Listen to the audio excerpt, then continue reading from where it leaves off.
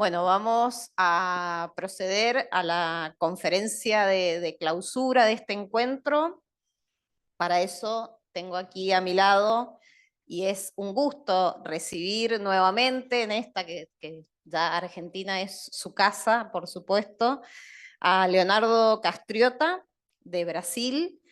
Leonardo es profesor distinguido en la Universidad Federal de Minas Gerais, es investigador principal en el Consejo Nacional de Desarrollo Científico y Tecnológico de Brasil, es autor de numerosos libros y proyectos en el área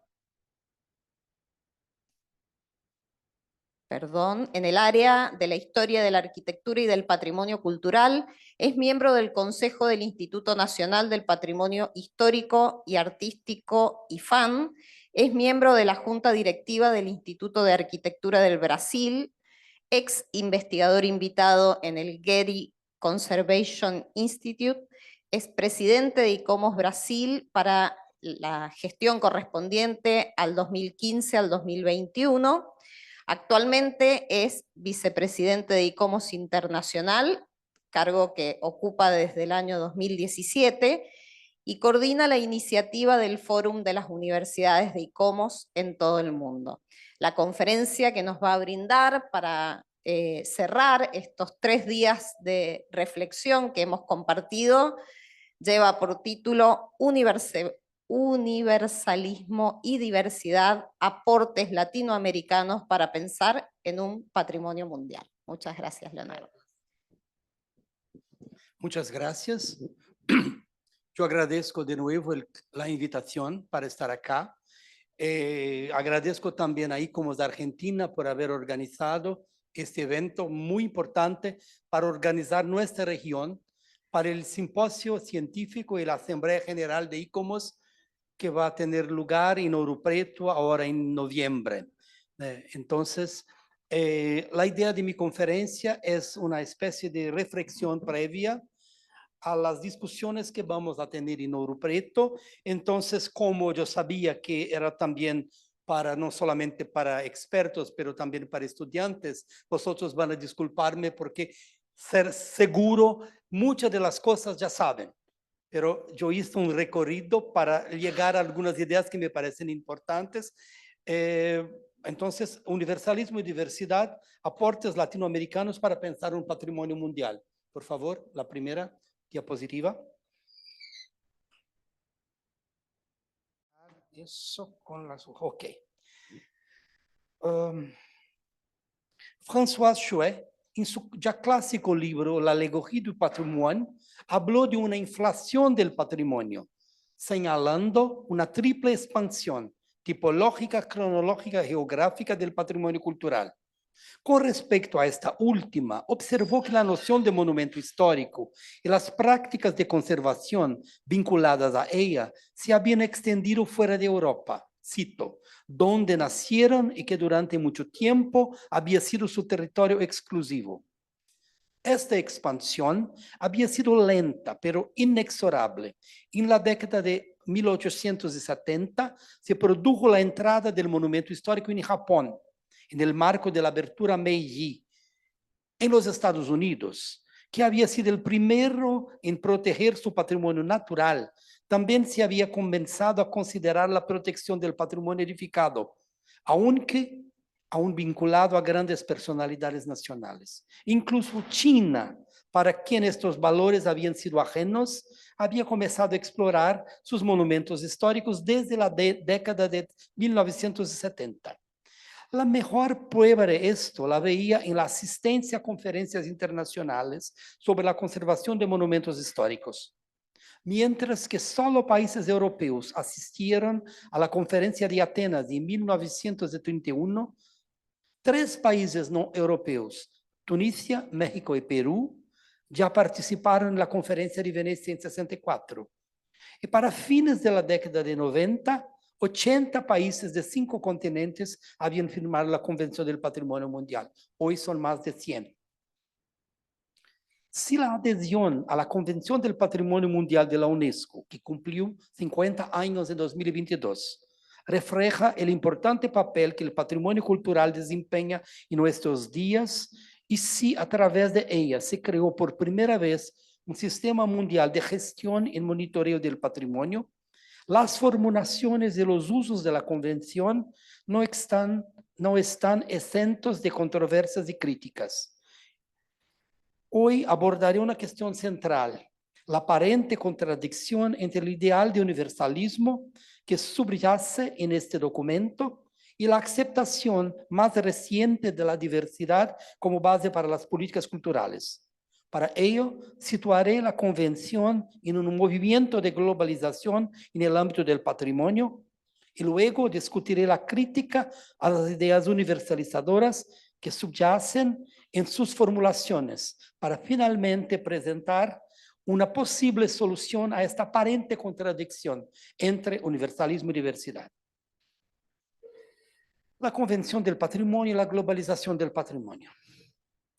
Si bien desde el siglo XIX y principios del XX, algunos autores como John Ruskin y Louis Wrigley ya habían señalado que la idea de patrimonio cultural trascendía las fronteras nacionales, fue solo después del 1945 que la tendencia hacia la internacionalización cobró fuerza en este ámbito, con la aparición de una serie de organizaciones que han contribuido al establecimiento y difusión de normas y políticas comunes entre los diferentes países.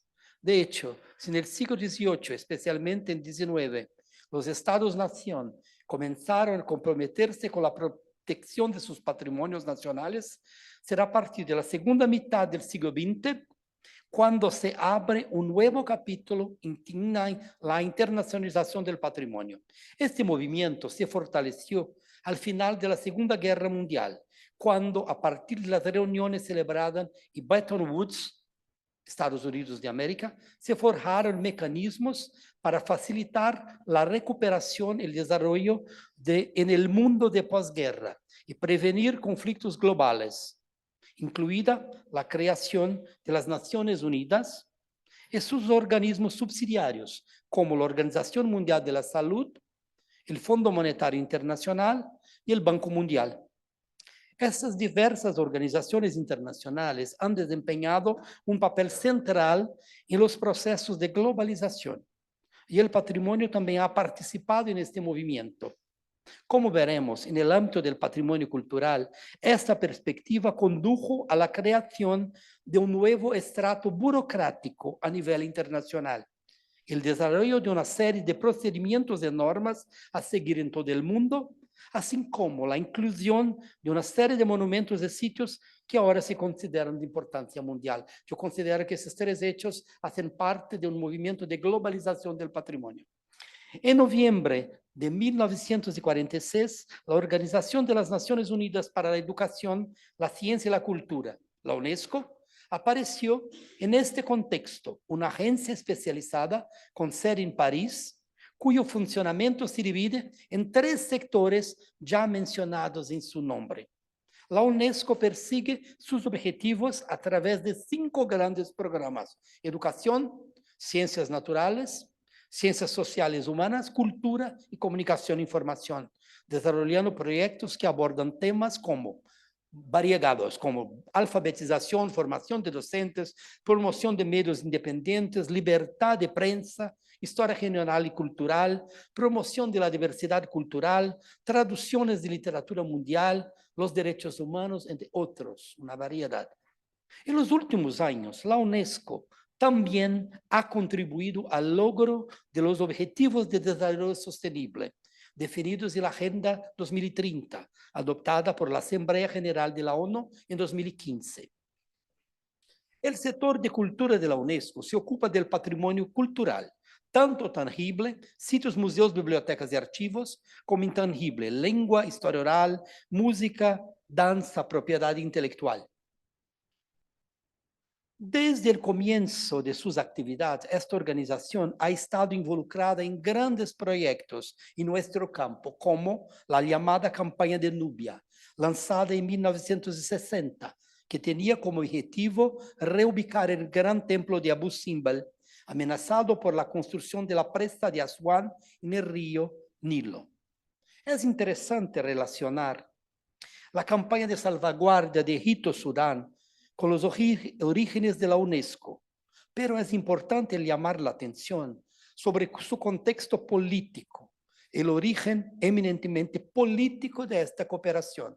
Muchas veces me parece que tenemos una visión un poco edulcorada, ingenua de ese sistema internacional, pero hay intereses geopolíticos violentísimos, fortísimos por detrás de eso todo. No fue, en ese caso, una operación benevolente. A pesar de las donaciones masivas, principalmente de Estados Unidos, Francia, Italia y Alemania, las expediciones internacionales exigieron que la mitad de los lagos arqueológicos fueran llevados a museos en sus países, lo que llevó a transferencia de templos enteros a Nueva York, Leiden, Madrid, Turín y Berlín. Otras campañas destacadas fueron las de monumentos en todo el mundo, el Mohenjo-Daro, Pakistán, Fez, Marruecos, Katmandú, Nepal, Borobudur, Indonesia y la Acrópolis de Atenas, Grecia, entre otros. Aquí también podemos mencionar la muy conocida intervención de la UNESCO en las sucesivas inundaciones de Venecia, especialmente la de noviembre de 1966. Según Leo Schmidt, estas intervenciones, que contaron con la ayuda de diversas partes del mundo, mostraron que la salvaguardia de sus patrimonios en peligro no era solo una preocupación de los países afectados, sino que debían ser percibidas como el patrimonio de toda la humanidad. Leo Schmidt, en un libro muy interesante sobre el desarrollo del patrimonio en Alemania, llama la atención como en esas acciones se creó la idea de un patrimonio de la humanidad. El trabajo de la UNESCO en el ámbito del patrimonio llevó a la adopción en 1972 de la Convención sobre la Protección del Patrimonio Mundial, Cultural y Natural, también conocida como la Recomendación de París, un importante marco normativo para la protección del patrimonio a nivel mundial, que vincula en un solo documento por primera vez los conceptos de conservación de la naturaleza y preservación de bienes culturales, reconociendo la manera en que los seres humanos interactúan con la naturaleza y la necesidad de preservar el equilibrio entre ambos. Es interesante porque hay muchas anécdotas sobre la discusión de esta convención y había una oposición muy fuerte de Europa a incluir el patrimonio natural, mientras los Estados Unidos hacían cuestión que se incluyeran. Y dicen que fueron los países latinoamericanos, Brasil y otros, que hicieron la mediación. Y al final tenemos un documento que incluye los dos. Además, la convención define los tipos de sitios naturales o culturales que, debido a su interés excepcional, pueden ser inscritos en la lista del patrimonio mundial, para lo cual deben demostrar su integridad y autenticidad, além de cumplir con los criterios establecidos por la organización. Al firmar la convención, cada país se compromete, además, no solo a conservar los sitios del patrimonio mundial ubicados en su territorio, sino también a proteger su patrimonio nacional. Eso es interesante, porque cuando se hace eso, de cierta manera, se aceptan que deben seguirse normativas internacionales para eso. Entonces se crea, idealmente, un sistema mundial. En 1992, para asegurar la implementación de la convención y coordinar todos los asuntos relacionados con el patrimonio mundial dentro de su marco, la UNESCO creó finalmente el Centro del Patrimonio Mundial. Entre los órganos consultivos que asesoran al Comité del Patrimonio Mundial se encuentra el ICOMOS, que es el Consejo Internacional de Monumentos y Sitios, que evalúa y asesora sobre las candidaturas para la inscripción en la lista del Patrimonio Mundial y monitorea el estado de conservación de estos bienes. Como vosotros sabéis, el ICOMOS es una organización internacional no gubernamental que reúne a profesionales dedicados, como su nombre indica, a la conservación de monumentos y sitios históricos en todo el mundo. Esa parte yo describo ICOMOS, yo no voy a decirlo porque acá está una imagen de nuestro encuentro en Buenos Aires 2018, una de las cosas más importantes de esos encuentros, de esas asambleas, es la oportunidad de hacer documentos doctrinales, documentos críticos. Y de acá salió la Carta de Buenos Aires, Declaración de Buenos Aires, un documento que hoy es referencia sobre el tema de los derechos humanos. Pero ICOMOS también está monitoreando las crisis y desafortunadamente hoy tenemos muchas como Ucrania, Palestina, etc. Pero la principal misión de ICOMOS, en cierta manera, es crear una unificación de la doctrina, discutir principios y sintetizarlos en documentos, como la Carta de Venecia y muchas otras publicaciones, que no son solamente cartas y declaraciones, pero también publicaciones científicas de los diversos comités científicos y del ICOMOS central. Esto cada uno, ICOM, la nueva definición de museo que ICOM está discutiendo. La idea es que juntas instituciones como la Organización de las Naciones Unidas para la Educación, la Ciencia y la Cultura, la UNESCO, el Consejo Internacional de Museos, ICOM, el Consejo Internacional de Monumentos y Sitios, ICOMOS, han desempeñado un papel central en la internacionalización, la globalización del patrimonio cultural, a establecer doctrinas, metodologías, estándares globales para la práctica profesional. Este efecto se propicia mediante una serie de acciones que van desde la elaboración de documentos doctrinales que sirven como verdaderos códigos de conducta, hasta la imposición de metodologías comunes para la conservación a través de programas de formación y seminarios internacionales. Como resultado, hoy en día tenemos por primera vez en la historia de la humanidad la existencia de un sistema de patrimonio mundial, con la institucionalización de un estándar uniforme para tratar con las preexistencias, que a veces, con su insistencia en los valores universales y las normas internacionales, entra en conflicto con visiones locales y particulares. En septiembre yo estuve en China, donde están organizando el Fórum de las Universidades. Es impresionante cómo la visión china es diferente y cómo ellos buscan en alguna manera se ajustar a esas normas internacionales, en el caso de China, sin hacer como lo hacen los japoneses, que le llamaron al sistema internacional a discutir. Los chinos tienen una actitud que es mucho más de aparentemente reconocer, pero hacer como quieren. Es porque se choca, es completamente diferente. Hay conceptos chinos que no coadunan con los occidentales. Entonces, eso es lo que voy a discutir, una cuestión muy difícil, que es la cuestión del universalismo y diversidad. Y yo le llamo el malestar de la conservación, haciendo una broma con el famoso libro de Freud, ¿no? En marzo de 2001, durante un viaje a Estambul, María Pilar García Cuetos, una profesora de Historia del Arte en la Universidad de Oviedo, España, vivió una experiencia muy peculiar que transformó profundamente su manera de pensar sobre el patrimonio. Las circunstancias de este viaje eran de por sí ya especiales para ella. Estaba visitando esa antigua ciudad, llamada en otros tiempos Constantinopla y Bizancio, mientras convalecía en cuerpo y espíritu, como muchos viajeros románticos antes que ella. Los años anteriores habían sido difíciles para ella en varios sentidos. Tras dejar el gobierno de la Izquierda Unida en la ciudad de Langreo, España, donde había sido elegida como consejera, muy desilusionada con la posibilidad de promover un cambio real, y poco después de convertirse en catedrática, a María Pilar le sobrevino una grave enfermedad que implicó largos tratamientos y complicadas operaciones reconstructivas.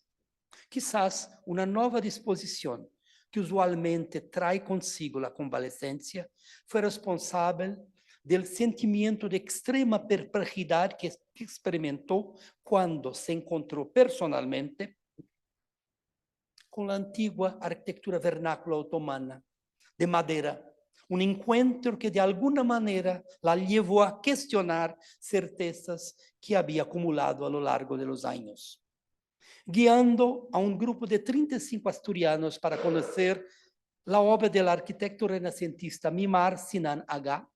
La historiadora, de camino a la pequeña Santa Sofía, de repente se encuentra caminando por un camino de tierra en la parte baja del viejo barrio otomano de Sultanahmet, entre casas en ruinas.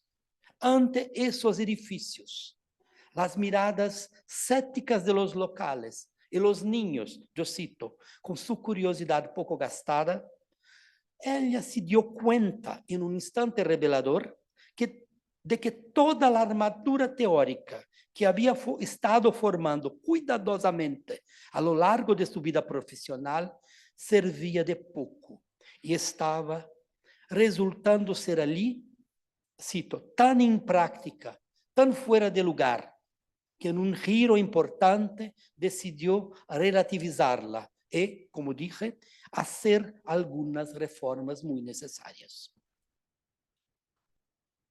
María Cuetos. El hecho es que durante más de 15 años, como nos cuenta, había leído, reflexionado y suscrito toda la teoría de las cartas de restauración. Había luchado con convicción para salvar esta memoria construida, que parece importarnos solo a unos pocos y que resulta ser tan peligrosa para los especuladores. Eso dije María Cuetos. En ese momento, sin embargo, mientras buscaba un edificio singular, renacentista, María Pilar se encuentra con la arquitectura de madera de Estambul, policromada, grisáceo y maltrecho, sin los colores brillantes, sin el amargo rojo, pero en pie, intacta.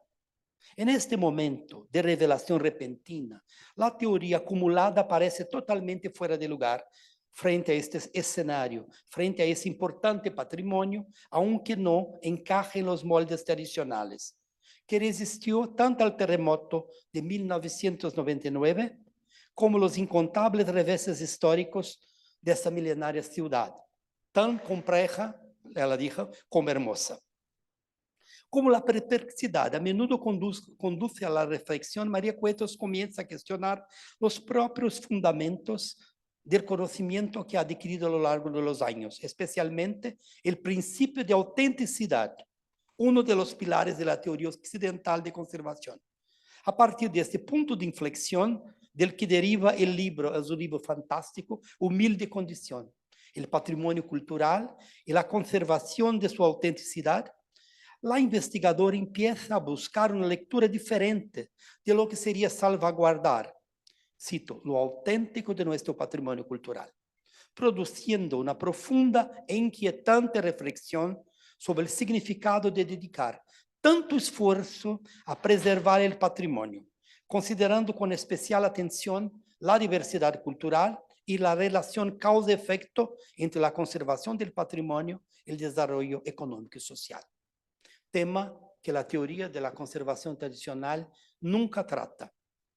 Al abordar un tema tan complejo como la autenticidad, la autora comienza presentándonos una revisión teórica de este concepto en el ámbito del patrimonio cultural, mostrando que él nace indisolublemente ligado no solo a la teoría, sino también a la praxis de la restauración monumental europea, y por tanto enfrentando desde el principio el desafío o la paradoja de intentar preservar intactos bienes que son, cito, la materialización de la memoria y como tal pueden transformarse y cambiar.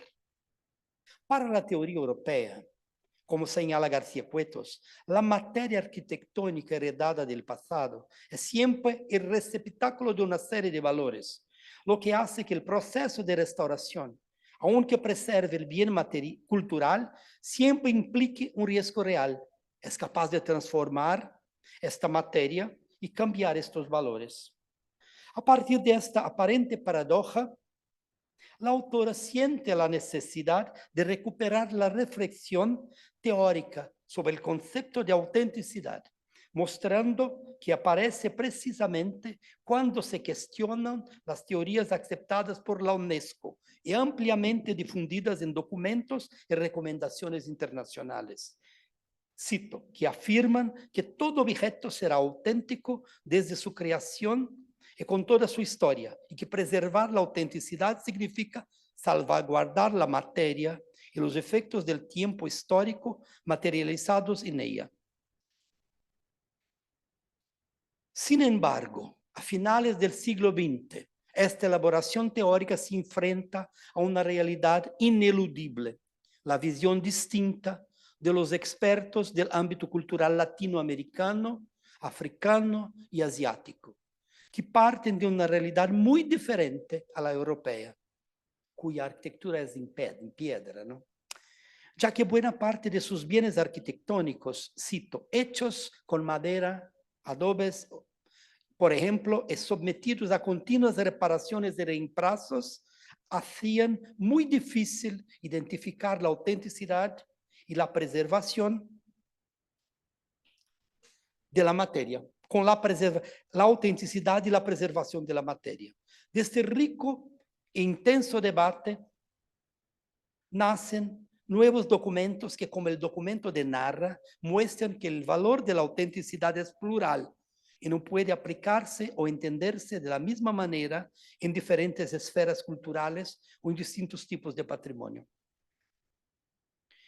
Também poderíamos mencionar aqui a Carta de Burra, um documento elaborado por ICOMOS Austrália, cuja primeira versão data de 1999, com o qual se começou a dar-se conta de que as doutrinas tradicionais do patrimônio estavam particularmente enfocadas em concepções ocidentais. Al mismo tiempo, la Carta de Burra comenzó también a reconocer e incorporar valores no occidentales en la conservación del patrimonio, con la introducción, por ejemplo, del concepto de significancia, significado cultural.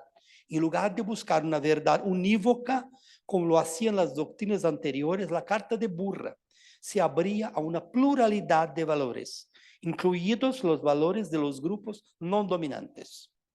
A comienzos del siglo XXI surge entonces, como señalan varios autores, como por ejemplo Rodney Harrison, un arqueólogo importante, una agenda ampliada del patrimonio cultural, cito, en el contexto de una crítica multicultural y postcolonial, en la que nuevos modelos representativos del patrimonio vinieron a reemplazar nociones anteriores de un único canon definitivo de patrimonio. Aquí nos enfrentamos a una aparente paradoja. Si el patrimonio y el valor de la autenticidad son plurales, diversos, y solo pueden entenderse en el ámbito de cada cultura, ¿cómo podemos seguir adhiriendo a la idea de universalidad que transmite la Convención del Patrimonio Mundial de la UNESCO? Esa es la cuestión para mí central, que voy a intentar contestar en esa última parte, universalismo y diversidad, los espacios creativos de fricción. Bueno, como hemos visto, la Convención del Patrimonio Mundial de la UNESCO de 72, el tratado internacional más importante en el campo del patrimonio cultural, creó un sistema global de patrimonio, una dinámica compartida a nivel mundial para identificar y monitorear bienes culturales. Según Rodney Harrison, este documento articula la tercera fase de la trayectoria del patrimonio, que él denomina tardo-moderna, en la cual surgieron organizaciones de patrimonio mundial y la idea de valores de patrimonio universal. Los modelos de patrimonio que se habían desarrollado en un entorno euroamericano comenzaron a aplicarse en contextos culturales muy diferentes.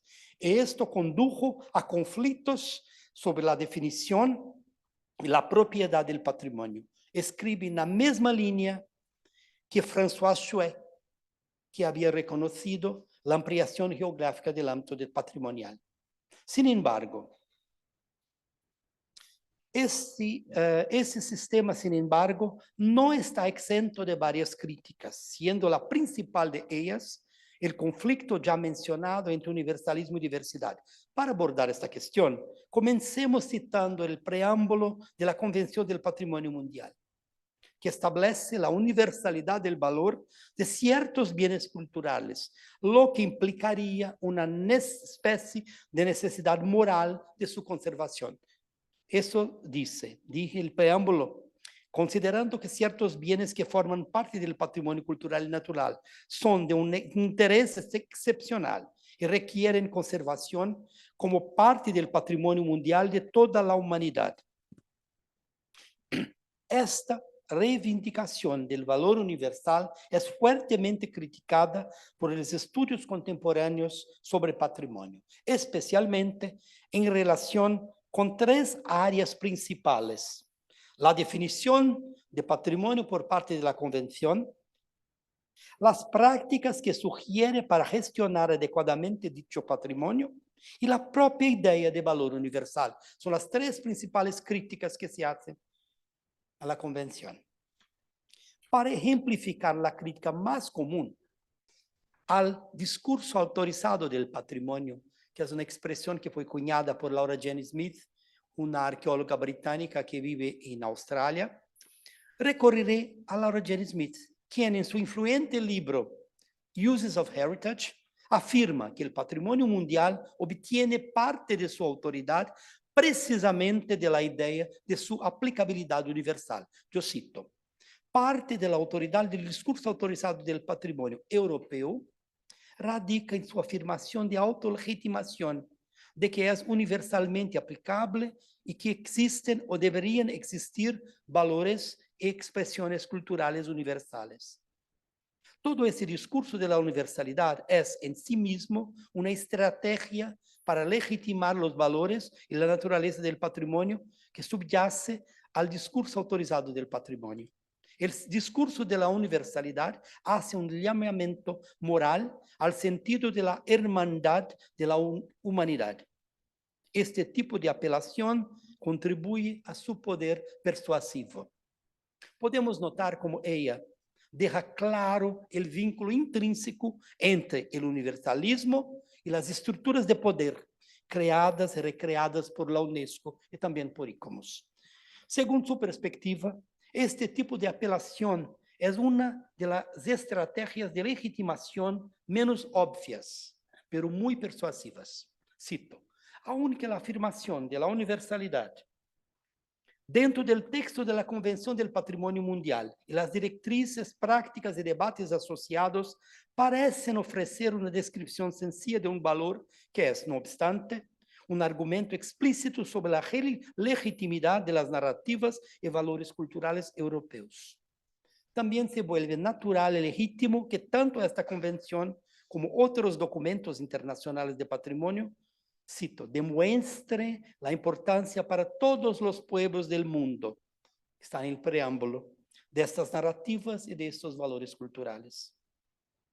Eso es la crítica principal y la más fonda, en mi opinión, pero por otro lado, me gustaría llevar a nuestra consideración una respuesta muy precisa a esa crítica que formula agudamente Rodney Harrison, quien, a la inversa, afirma que será esta misma afirmación de universalidad la que abrirá la posibilidad de una crítica no occidental, indígena, de minorías y postcolonial, que en última instancia será responsable de las transformaciones en la práctica del patrimonio que tuvieron lugar a finales del siglo XX y a principios del siglo XXI.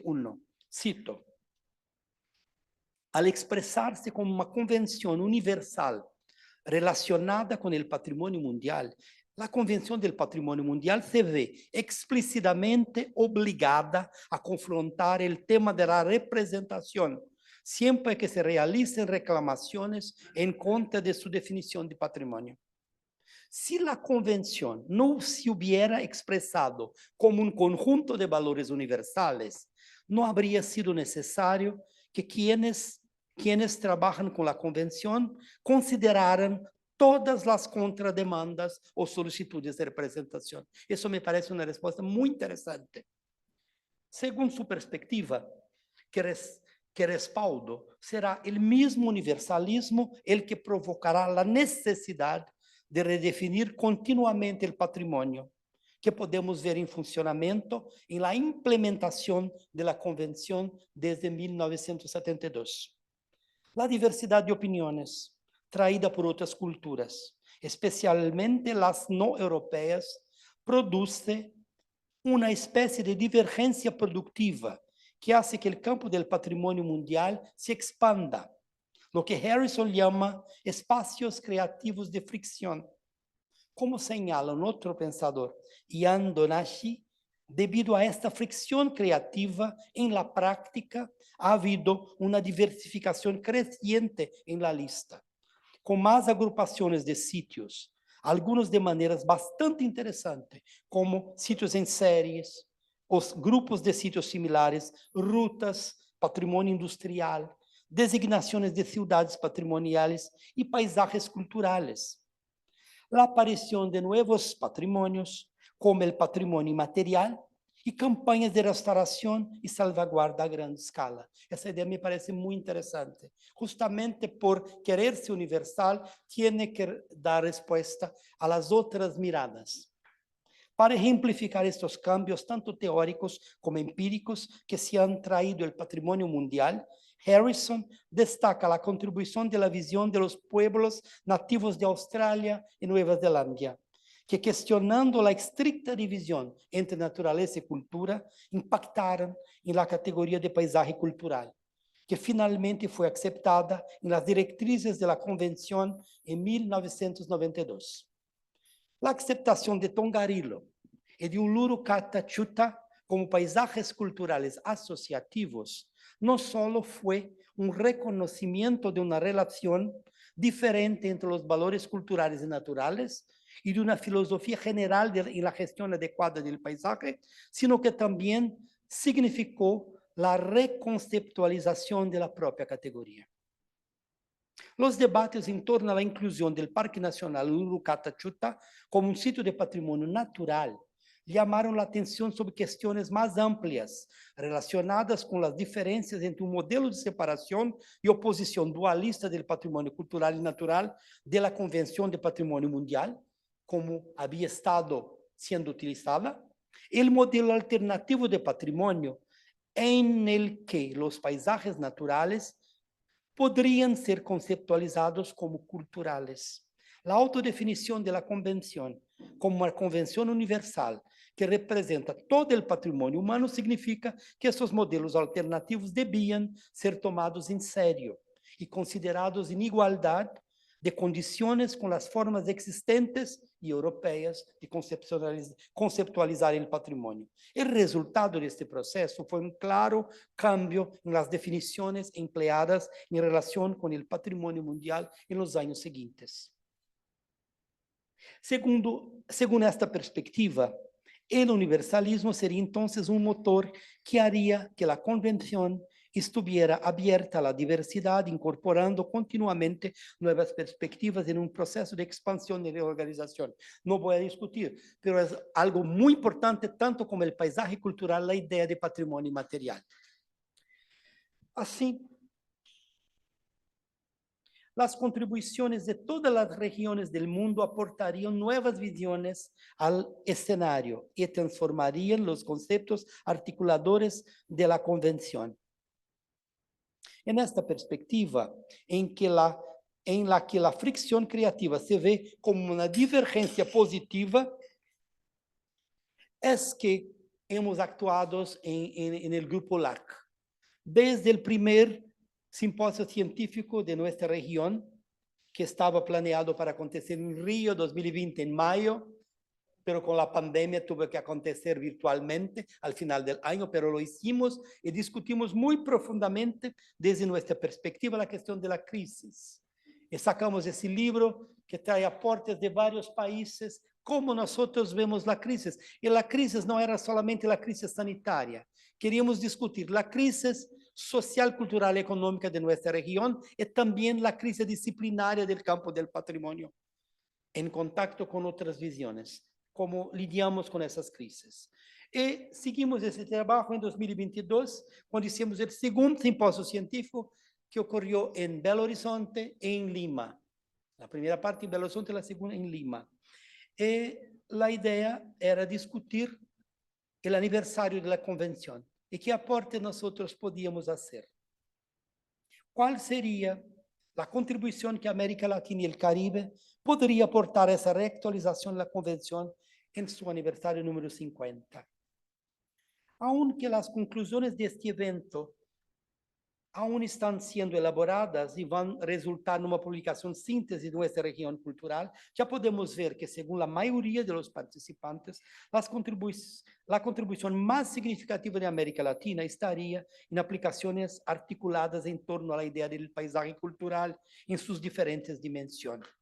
En primer lugar, la dificultad que la idea eurocéntrica de paisaje cultural se aplique a las ciudades. En ese sentido, tuvimos la experiencia de las candidaturas de Buenos Aires y de Río de Janeiro, que nos mostraron las limitaciones del concepto utilizado por UNESCO, que tiene una perspectiva eurocéntrica y muy ligada al rural y a la idea de una naturaleza idealizada. Eso lo vimos con la candidatura de Buenos Aires, lo que pasó. Y después sacaron esa idea de paisaje urbano histórica, que es muy rara y no, en mi opinión, no está conforme a una categoría. Es porque no aceptan que paisaje cultural, que la ciudad pueda ser paisaje cultural. Entonces tuvieron que crear eso que llaman de perspectiva del paisaje urbano histórica.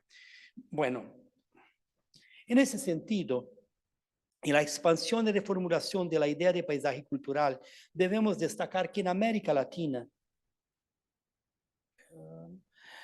necesariamente debemos partir del punto de vista de nuestros pueblos nativos, quienes, al igual que los aborígenes australianos, niegan la fuerte división entre naturaleza y cultura, que ha marcado el pensamiento occidental, al menos desde la modernidad, considerándola, en cambio, desde una perspectiva donde todos los seres están incluidos en un todo maternal. En esta dirección, Rodney Harrison se refiere a Eduardo Vivero de Castro, un antropólogo brasileño, quien desarrolla un perspectivismo ontológico amerindio que llevaría a este proceso de relativización de la división entre naturaleza y cultura a su conclusión lógica, inaugurando un modelo dialógico de patrimonio, que en la opinión de Harrison y en la mía también podría responder a ese desafío. Íntimamente ligada a esta idea, pero manteniendo especificidades importantes, otra importante contribución es la idea de rutas culturales, que podría estar de alguna manera recibiendo contribuciones de las Américas, donde encontramos caminos muy largos que constituyeron importantes intercambios civilizatorios. Aquí podríamos citar la inscripción multinacional del Capagnián, una extensa red inca de comunicación, comercio y defensa de caminos y estructuras asociadas de los Andes, y también el Camino Real de Tierra Adentro, que incluye 5 sitios ya inscritos en la lista del Patrimonio Mundial y otros 55 sitios ubicados a lo largo de 1.400 de los 2.600 kilómetros de esta larga ruta, que comienza en el norte de México y llega a Texas y Nuevo México en Estados Unidos. Finalmente, también me parece que tenemos importantes contribuciones al tema de la relación entre patrimonio y desarrollo sostenible, con la idea del buen vivir. Otra consideración epistemológica, ética, política de las Américas. Esta proviene de los Andes y hoy informa no solo el llamado neoconstitucionalismo andino, sino también las políticas patrimoniales en algunos países, con el reconocimiento radical de la existencia de diversas naciones y también el llamado derecho de la naturaleza, algo que está provocando un debate intenso en el campo jurídico. En esta línea, la idea de bien vivir, que es una versión nuestra de la idea de sostenibilidad. En esta línea vemos el futuro de la Convención del Patrimonio Mundial para los próximos 50 años con optimismo. Al incorporar perspectivas divergentes y no hegemónicas, la Convención allana el camino para una mayor representación de todas las regiones culturales del planeta, en las que América Latina ya no estará tan subrepresentada. Esto fue la idea cuando organizamos este simposio que va a tener lugar en Ouro Preto en noviembre. México iba a organizarlo, por varias razones renunció. Entonces tuvimos que organizarlo con un tiempo muy corto, pero cuando nos consideramos esta misión, nuestra idea era que debía ser un simposio desde el sur, una visión desde el sur, que vendría a agregar a otras visiones, no a negar, pero a agregar.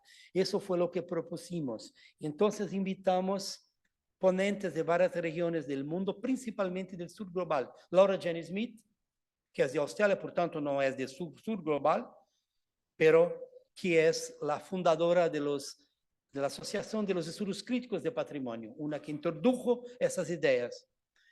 Invitamos también a Liu Zhu, de China, a Krishna Menon. Liu Zhu estuve involucrado en ese China Principles, un documento que intentó leer la teoría de conservación occidental desde la perspectiva china. Krishna Menon, un arquitecto hindú, que hace 20 años hizo una reflexión muy interesante sobre la Carta de Venecia desde la perspectiva de India. Y lo pedimos que rehiciera ahora, 20 años después. Y vamos a tener también a Bango, que es un arqueólogo de Kenia, que produjo una discusión muy interesante sobre la cuestión postcolonial. Entonces esa es la idea, que consigamos traer aportes a esta visión desde nuestra región para que hagamos que la idea de patrimonio universal se expanda. En ese sentido, yo cierro agradeciendo una vez más a ICOMOS Argentina, que organizó este encuentro y también esta preparación para que nosotros preparemos un documento con aportes de Latinoamérica. Muchas gracias. Nos vemos en hora para esto.